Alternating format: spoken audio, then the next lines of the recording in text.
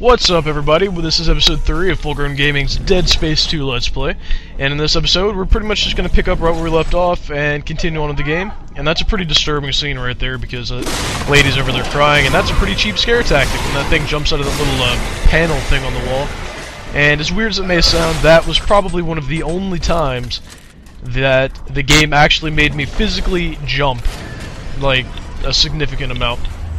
And this is a pretty cool scene right here that ship crashes into the building here, cracks the window a little bit. And now this hallway is a little bit hairy because there's a leaper. Anytime a leaper is involved, you have to be absolutely on edge. And that little suitcase took a shot for the leaper. I mean, the game was out to get me at this point. But you really want to put these guys into stasis because they will, like I said in another episode, jump at you really, really quickly. So take out the leaper, any leaper in the game. If there's a leaper in the room, take it out first, because they can really close the distance on you pretty quick and take you out. But after you take out that one slasher and the leaper, you can come down here and put your back against this wall and wait, because there's going to be 3, I forgot what they're actually called, but me and Joe call them pus bags, so I'm just going to call them pus bags. There's these things. If you excuse me, if you shoot their arms, they actually explode. So you want to make sure they're far away from you when you actually kill them. But 3 of them will come out of this hallway. One will drop significantly closer to you than the others. And then you have to be careful because one will come out of this little vent on the wall right here. And you want to take out this thing as quickly as possible because it can, if it gets too close and you kill it, it'll explode all over you.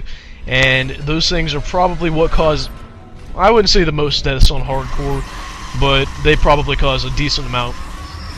This is pretty. I always like these dementia scenes where Isaac sees Nicole, and that flaming bus is pretty cool. But there's a stasis pack, what do you call it? Schematic laying there.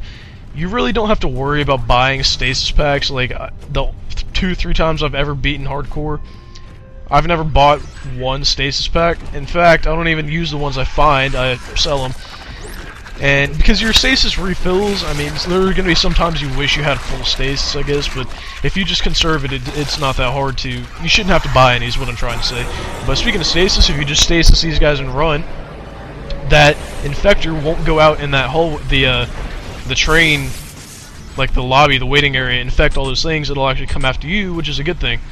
So all you have to do is take out this slasher right here, and the infectors behind it. And you can actually take off these poles off the sides of the train, or the tram, or whatever you want to call it, and use it as TK weapons. But all you gotta do is hack this thing. Occasionally, I've had another slasher come out of that door, but it was only like once that I can remember. So you gotta be careful while hacking that thing. Now, I'm pretty sure this is the only slasher that will come out after you hack that little, it's not really a terminal, but, you know, circuit board or whatever it is. So I was trying to be careful because this is one of the parts of the game where you have to really be on edge.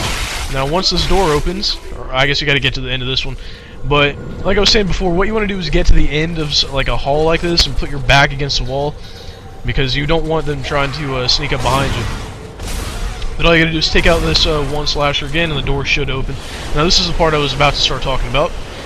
You have to go to the right first of all, because the door on the left will actually come off of that train up there, or that tram car, whatever you want to call it. And then once that one flies by, go to the left, because the right door is going to fly off.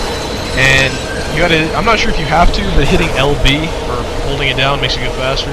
And then you gotta spam A once you get up to the actual car. And I'm not sure how fast you actually have to tap the A sequences in this game, but I've never once failed any of them. If there are pus bags like this, it is helpful if you let them bunch up with a whole bunch of other necromorphs and then shoot the arm off the thing, because it'll actually explode and take care of them for you. It's a really easy way of saving ammo. This is a pretty cool scene right here. Isaac's gonna flip-flop onto the floor here pretty quickly. Yep, there he goes, tumbling down. And let's wait for it to actually happen. Here we go. Now we're sliding down. For this part, you don't have to shoot anything. They can't hurt you, and you shouldn't waste ammo on trying to actually hurt them. Pretty good tip there for saving ammo. Now this part right here is the first really, like the laundry room was bad, but this part is one part that I'm sure makes people quit trying to get hardcore, the hard to the core achievement. It's really not that hard though. The first, I would use these TK items on the floor, the little spike things, but not, you know, like I said, don't rely on them. Like, this is a part where you really want to use your ammo if you have to. And the one thing I really want to stress is that you shouldn't panic. Like, you'll see, I actually do get hit a couple times, like right here. But I don't panic, I take it slow and take out, you want to take out their legs because it makes them harder. I think it makes it harder for them to shoot you from the ground. That's my experience anyway. But you can see they're hitting me quite a bit, actually, and I'm not really in danger of dying. So it's not like, you know, one hit you're dead. Just like I said a minute ago, just take it slow and don't panic. Now this part, you just gotta shoot him, apparently shoot his arm twice. And which is weird because no other brute in the game that I'm aware of has his arms. His arms are, Brute's arms are stronger than that on all the other brutes in the game. Like 2 plasma cutter shots won't take a brute's arm off. That's always a cool scene, the thing exploding, and in fact, it was used in, I'm not sure if you guys, as we get to chapter 3, but before the game came out, the tagline, or whatever you want to call it for the game, I'm pretty sure it was something along the lines of your mom's gonna hate it, or your mother's gonna hate it, or whatever, and always come and get this power node, by the way. But the Visceral Games testing team, or whatever, and that's the pulse rifle schematic. If you don't have room for it, don't bother getting it, because it's really not that helpful on hardcore. Unless you're Moonable, which is another YouTube user who beat the game. I'm not sure if I mentioned this last episode or not, but he used the plasma rifle, or the pulse rifle only, and he didn't use stasis and beat the game. But anyway, your mom's gonna hate it. They showed scenes from Dead Space 2 to a bunch of mothers, and I'm pretty sure one of the scenes had the mothers, or had one of the moms crying. And I'm not gonna say it was funny, but it was pretty, alright, it was funny. But, you know, I guess they just wanted to make a point. The game really, to me, isn't that scary, and I think the first game was way scarier. The atmosphere on the ship was way different. And I'm sure the activists and the mothers would love this scene right here. You're just backing yourself up against this wall, taking your plasma cutter, popping a few kids' heads off, rolling on the floor and everything.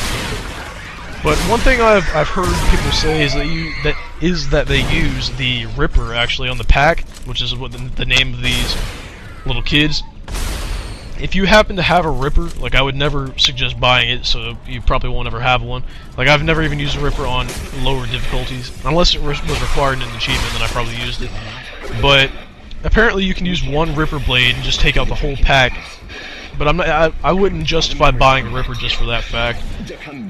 But over here, I'm not trying to pick that up, under these boxes, there's a credit thing, and then over here, I'm pretty sure, yeah, not much, but you know, everything counts. Every little bit counts. I'll try to be quiet while this guy's talking. They keep seeing his face. Shit, tell me. Well, I mean, he's by the way, let me talk about this real quick. You don't, like, right now have a lot of health packs. It's really not that necessary to have that many, so I'm just moving them over. But Strauss was talking about, oh, they found me. It's probably, now we don't really get to see his, you know, side of the game, what he's doing right now, but I'm just assuming that it's his dementia kicking in. He probably has dementia too. I mean, you'll see what happens to Strauss later in the game. And this little pack right here you don't have to kill, he just runs away. But if you break the glass right here, you can actually pick up a gold semiconductor. It probably changes, but there's always something valuable down there. And that little statue I just passed, if you shoot its head off, you actually get an achievement, if you're going for achievements. And maybe, you know what, I'll probably do like achievement guides now that I have an HD PVR. Apparently, I don't know, I like helping people out. And for some reason the PS2 free McBoot install video has like 15,000 views. Like, I'd never in a billion years expected it to get even 1,000 views. So the fact that it has 15,000 views is pretty crazy. But I don't know how that relates. Oh, I said I like to help people, and that's really what it was. It was a tutorial. I'll let you listen to this cutscene while I sit here and watch it myself. Am I still on track? Yes. There's an old maintenance access point in there that'll take you through the waste disposal system and into the Cassini Towers. Stay sharp. So now we're going into the resident, or the, it's like the, we're pretty much gonna make our way to the Unitologist church. And for this room right here, you want to be really careful. What I like to do is let them come up a little bit and then shoot out that window.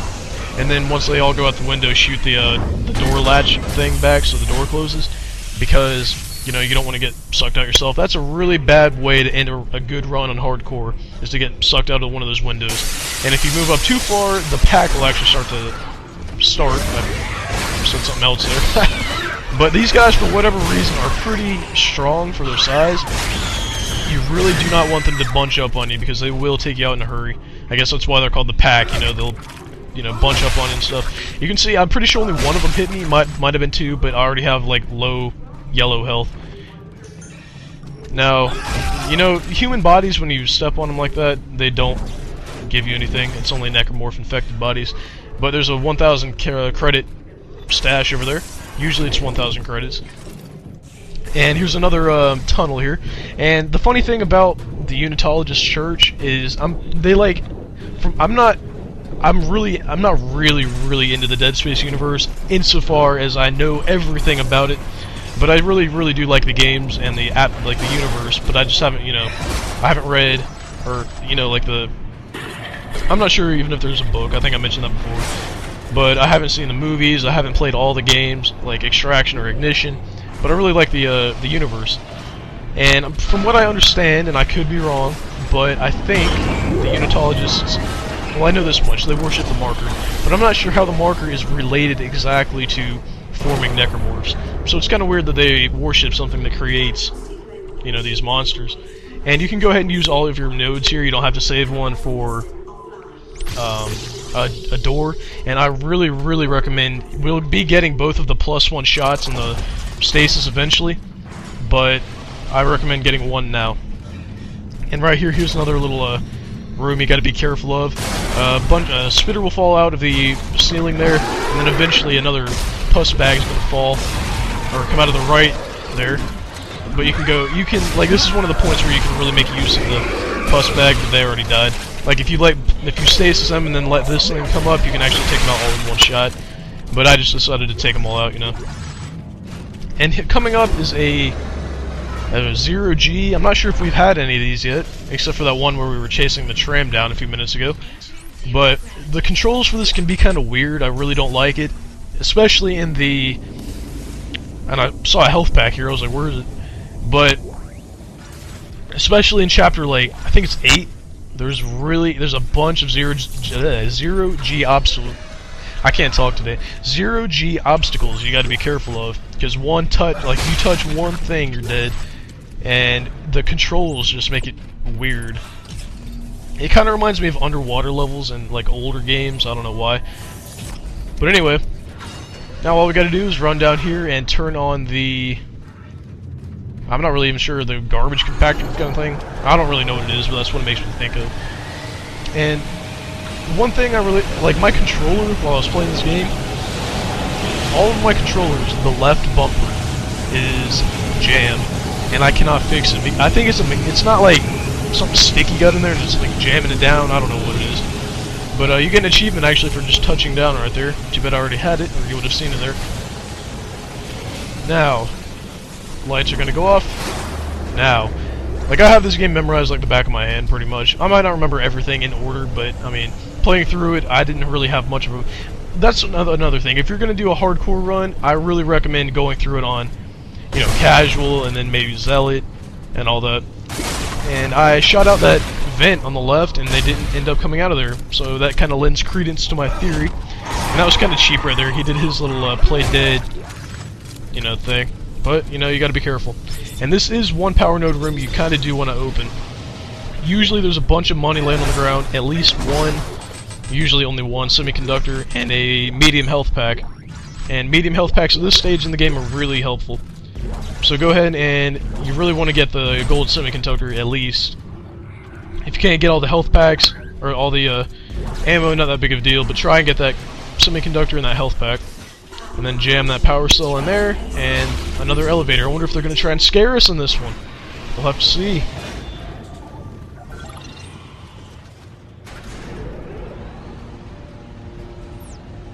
Safe so far.